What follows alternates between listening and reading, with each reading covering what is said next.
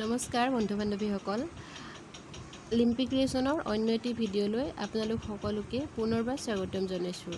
আজি মই লৈ আহিছোঁ এটা মাছৰ টেঙাৰ ৰেচিপি। অমৰাৰ সৈতে মাছৰ টেঙা কেনেকৈনো বনালোঁ চাওঁ বলকচোন। প্ৰথমে মই মাছখিনি ধুনীয়াকৈ ধুই লৈছোঁ আৰু ইয়াতে এতিয়া হালধি আৰু নিমখ দি কিনে ধুনীয়াকৈ মিক্স কৰি ল'ম।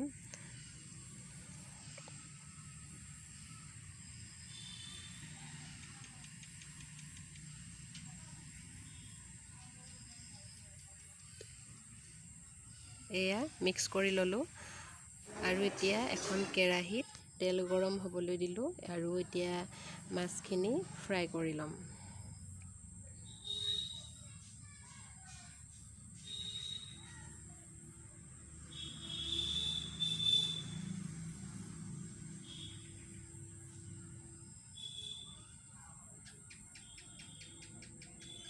এয়া মাছখিনি ফ্ৰাই কৰা হৈ গৈছে আৰু এফালে লৈছোঁ মই 7টা অমৰা লৈছোঁ। ওপৰৰ বাকলিটো ধুনীয়াকৈ গুচাই লৈ আৰু 2টা আলু কুকাৰত চিটি মাৰি লৈছোঁ।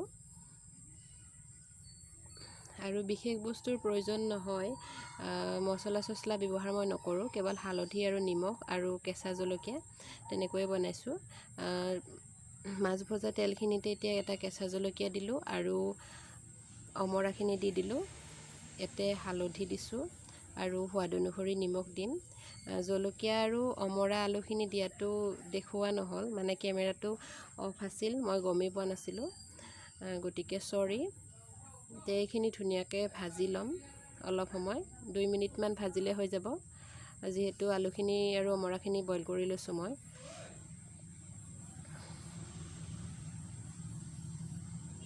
এয়া ভজা হৈ গৈছে। ইয়াতে পানী দি দিছোঁ। পানীটো অলপ বেছি দিব লাগিব, মানে অলপ মাছৰ টেঙাৰ জোলটোহে ভাল লাগে, গ্ৰেভি নহয়, সেইকাৰণে অলপ বেছিকৈ পানী দিছোঁ। ইমান বহুতো বেছি নহয়, জোখমতে আৰু এতিয়া মিক্স কৰি কিনে উতল আহিবলৈ ৰাখি দিম। আৰু এইফালে উতল অহাৰ লগে লগে এতিয়া ইয়াতে মাছখিনি দি দিছোঁ।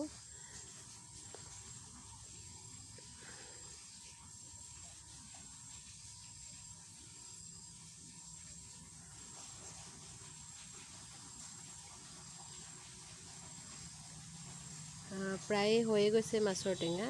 এনেকৈ অলপ সময় ৰাখি দিম, 2 মিনিটমান ৰাখি দিম, হৈয়ে যাব। খুব কম সময়ত কম খৰচত এনেকৈ বনাব পাৰি, খাবলৈ বহুত টেষ্টি হয়। যিসকলে খাই পাইছে তেওঁলোকেতো জানেই, আৰু কোনোবাই যদি এনেকৈ বনাই খাই পোৱা নাই তেতিয়াহ'লে খাই চাব পাৰে। এয়া মাছৰ টেঙাৰ জোল ৰেডি হৈ গ'ল, দেখুৱাই দিছোঁ মই আপোনালোকক ধুনীয়াকৈ। যিসকলে আজিলৈকে এনেদৰে বনাই খাই পোৱা নাই তেওঁলোকে ট্ৰাই কৰি চাব, বহুতেই টেষ্টি হয়, ভাল লাগে। বিশেষকৈ গৰমত টেঙাৰ জোল বুলি ক'লে সকলোৱে ভাল পায়। আৰু যদি ভিডিঅ'টো ভাল লাগিলে তেনেহ'লে লাইক কৰিব, শ্বেয়াৰ কৰিব আৰু ট্ৰাই কৰি চাব যিসকলে খোৱা নাই। তাৰপিছত কমেণ্ট কৰি জনাবলৈ নাপাহৰিব কেনেকুৱা পালে খাবলৈ। আৰু মোৰ চেনেলত যদি নতুনকৈ আহিছে তেনেহ'লে প্লিজ চেনেলটো ছাবস্ক্ৰাইব কৰি দিব আৰু কাষতে থকা বেল আইকনটো প্ৰেছ কৰি অন কৰি ৰাখিব, যাতে আহিবলগীয়া ভিডিঅ'ৰ ন'টিফিকেশ্যন সকলোতকৈ আগত পায়।